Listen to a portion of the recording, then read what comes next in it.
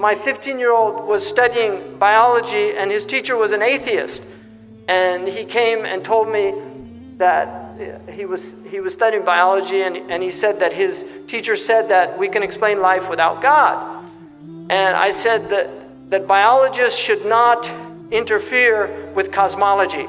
A biologist should stay in biology and not start talking about cosmology, because that's another science, cosmology. And it reminded me of the joke about the biologists that meet God, and God asked them what they're up to, and they said, well, we've gotten rid of you. And God asked the biologists, how did you get rid of me? And they said, well, we can explain how we got here without you. And he said, well, how would you do that? They said, well, first we take some cosmic dust.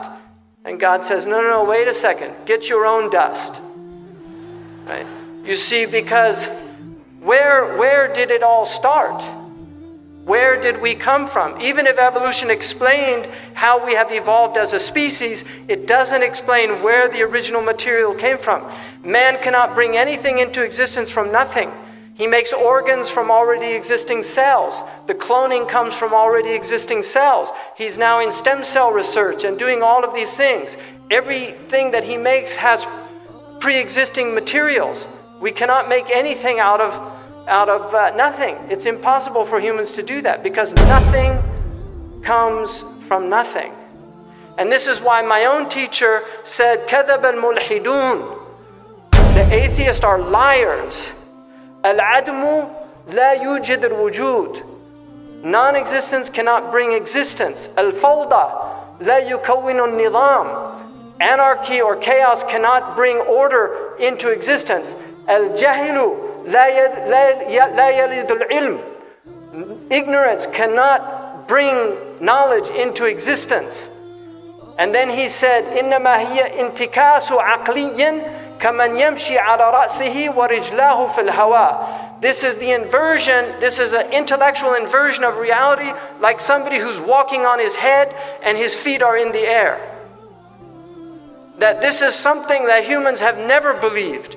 And this argument now of the modern atheists, this is an ancient argument. Atheists have always been around. In fact, atheists were actually more sophisticated 100 years ago than they are today. And this is the truth, because 100 years ago they were well versed in philology, like Nietzsche. They were well versed in, they were profound philosophers. Even at the time of Socrates, there were atheists. People forget that Marx, who was an atheist, he did his PhD dissertation was on the materialists, the Greek materialists. So he had studied materialistic philosophy. So this argument, this modern argument, is not a new argument. It's a very old argument, and our scholars dealt with this argument extensively, but people don't read their books anymore. And one of the simplistic views of some of these modern Muslims that deny theology and the tradition of theology, they have no response to these new atheists. They have no response other than to say kuffar. But this is not enough, because Muslims have always dealt with these things intellectually in a tradition called Radd al-Shubuhat, which is refutation of the obfuscations that are brought out by the atheists. So it's important for us to remember that we were created to adore Allah subhanahu wa ta'ala, but to know Him through ma'rifah, and this is through the intellect, first and foremost. And our intellect is a spiritual concept. The intellect is immaterial. It's not of this world. And this is why we don't know where we go when we dream, but we know that we leave this place and we enter into another realm, because we're in a realm that's immaterial.